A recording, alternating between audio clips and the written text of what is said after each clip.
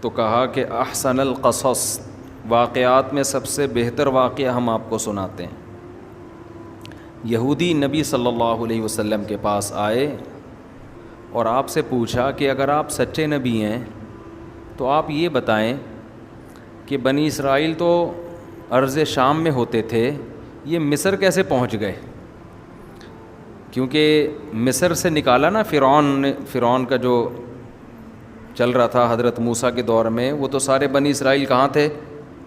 مصر میں تھے۔ تو سوال پیدا ہوتا ہے ابراہیم علیہ السلام کا جو اصل وطن تھا اور ان کی آل اولاد کا جو اصل وطن تھا وہ تو شام تھا، فلسطین تھا، تو یہ فلسطین سے مصر گئے کیسے؟ تو چونکہ یہود و نصارہ تو یہ واقعہ جانتے تھے، تو انہوں نے امتحان لیا کہ اگر یہ اللہ کے سچے نبی ہیں تو آپ بتائیں۔ تو اس پہ پوری سورہ یوسف ایک ہی وقت میں نازل ہوئی ہے، پوری سورہ یوسف ایک ہی وقت میں نازل ہوئی، اور قرآن مجید میں یہ واحد واقعہ ہے جو A to Z ترتیب سے بیان کیا گیا ہے، ورنہ کسی پیغمبر کا واقعہ ترتیب سے بیان نہیں ہے، کیونکہ قرآن کوئی تاریخی کتاب نہیں ہے، واقعات کی کتاب نہیں ہے۔ وہ تو جس واقعے کے جس پہلو میں جو سبق ملتا ہے اس کو اللہ نے نمایاں کر دیا۔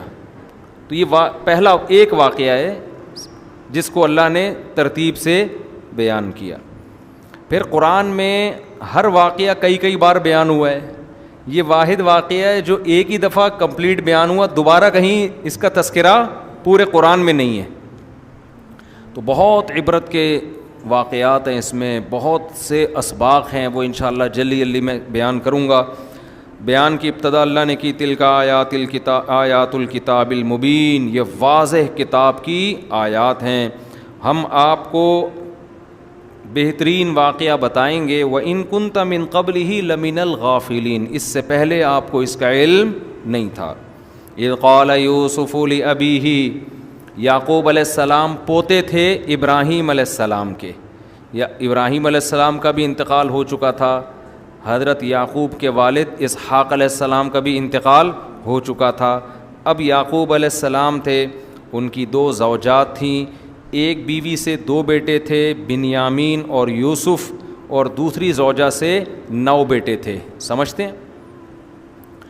تو اب چونکہ ابراہیم علیہ السلام اللہ کے پیغمبر، آپ کی اولاد میں اللہ نے حسن، انبیاء تمام حسین ہوتے ہیں، ایک بات خوب سمجھ لیں، تمام پیغمبر آدم سے لے کے محمد صلی اللہ علیہ وسلم تک ہر لحاظ سے اللہ نے ان کو کامل بنایا ہے۔